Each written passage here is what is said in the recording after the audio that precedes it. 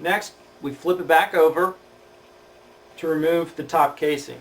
Something to keep in mind with these tablet PCs, most of them say do not put down or leave for an extended period of time lying LCD down. It is particularly important for this model because this actually uses a glass touchscreen. Behind this touchscreen, it is not, the pointing device is not powered by electricity. It is not powered by a Wacom radio. It is actually a touchable screen if you use the back of your fingernail. It does use an oil or liquid filled glass layer to, one, protect the actual LCD panel, and two, provide the touch capabilities of the tablet surface. One of the cool features, which is a rare find also with this particular model, is to actually find an infrared keyboard. It does support an infrared keyboard. You've just got to find someone that provides it. When taking off this top frame, on the stylus side, you're going to want to use a thin, sharp object such as a knife to help guide around the edges, because the clips on the stylus side are particularly firm. Once that's done, you can go ahead and take the top frame off.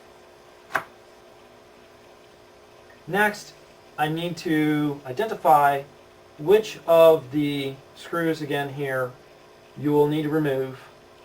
One of the things that will come into play, which is persistent throughout this device,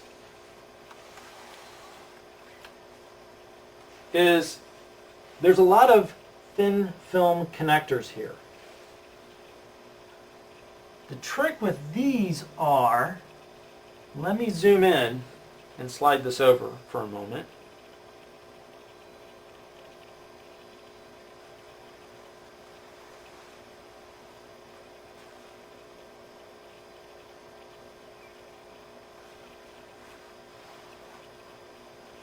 There we go. These are particularly nasty, and there's several of them. You actually have to use a sharp knife or object to carefully pry this fitting edge away. It's almost like slipping this film, well, it is, slipping this film into the socket and then pushing this lever on top to tighten it up and to snug it up. If you loosen that and pull it up, you can then freely pull this thin filmed edge away.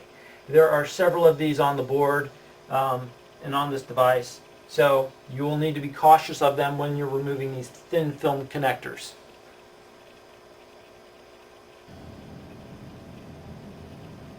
Okay, having taken a moment to recall from my last disassembly, there are two screws here in the stylus channel that need to be removed.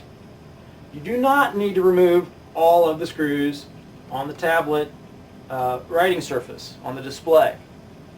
If you do, then you have to clean up and make sure you don't get any dust in between the panel and the display, and the LCD, etc.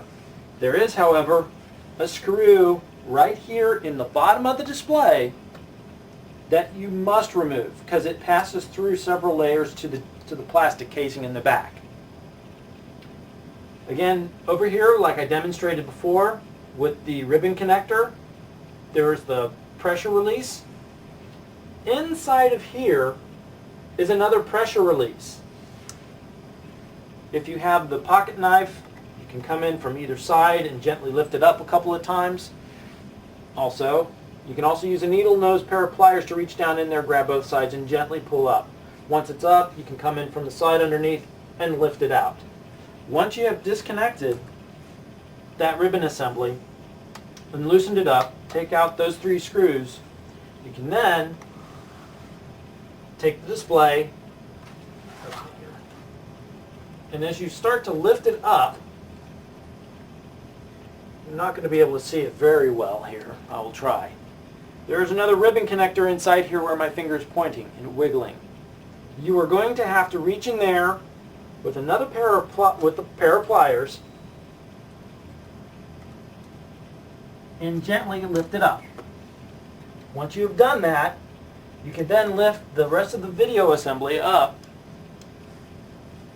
to grab another connector that's underneath, or a pocket knife, and again gently lift it up. This is very much like playing the old operation game. Now, having disconnected this assembly right here, this unit right here, I can then go ahead and lift the entire, oh, almost forgot one more piece, almost one more connector. You do have to be careful. There is a ribbon connector up here. There is a ribbon connector up here at the very top. But you also have the microphone that is attached up here, and you can just gently remove it and leave it assembled there. Then you can go ahead and set the assembly of the display to the side, along with the stylus channel. And there's the insides of a Stylus 3500. Unfortunately, I will be taking this a little bit further, as I still have to properly clean the mechanism underneath for the batteries pack.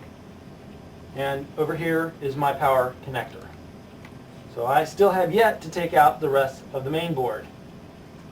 This is a heat pipe. It goes throughout the entire board. I will go ahead and remove that next.